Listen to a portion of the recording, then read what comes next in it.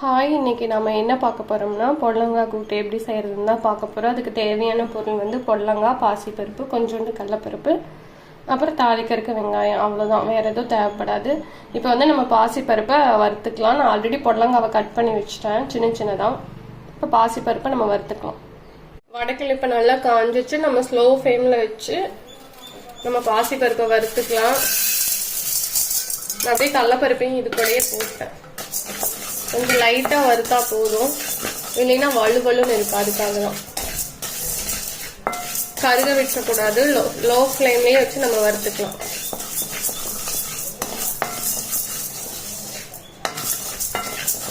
ஒரு 2 செகண்ட் வச்சா போதும், அவ்வளோதான். இப்போ நம்ம வேற ஒரு இதுக்கு மாற்றிக்கலாம். அது இப்போ நம்ம குக்கரில் நம்ம கட் பண்ணி வச்சிருக்கிற பொடலங்காய்,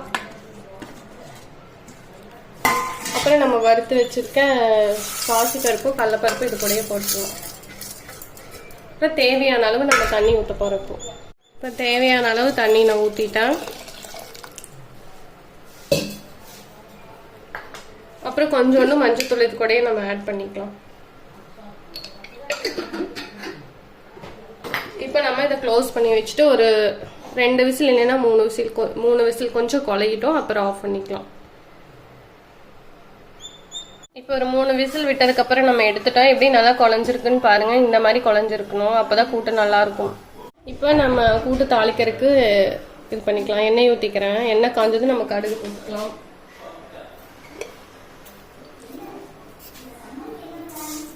கடுகு பொரிஞ்சதும் நம்ம வெங்காயம் போட்டுக்கலாம்.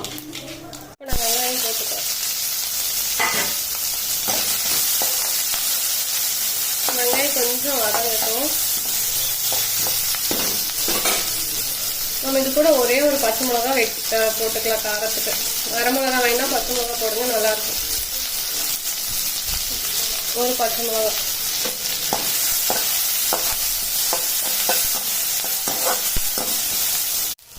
இப்போ நம்ம இது பண்ணதை கொட்டிக்கலாம்.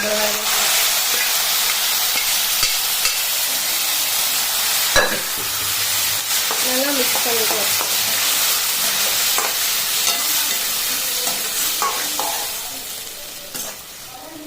கொஞ்சம் உப்பு ஆட் பண்ணிக்கலாம்.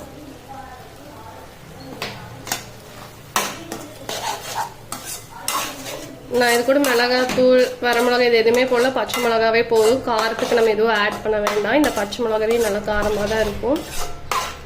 நீங்களும் செஞ்சு பாருங்க, ரொம்ப நல்லா இருக்கும். கடலைப்பருப்பு பார்த்தீங்களா அப்படியே தெரியுது. சாப்பிட்றதுக்கு நல்லா இருக்கும், சாப்பாடு கூட வச்சு சாப்பிடும்போது. நீங்களும் மறக்காமல் ட்ரை பண்ணுங்கள். நம்ம சேனலை சப்ஸ்கிரைப் பண்ணிட்டு பாருங்கள். தேங்க்யூ. இப்போ நம்ம வேற ஒரு இதுக்கு மாற்றிக்கலாம் இதை.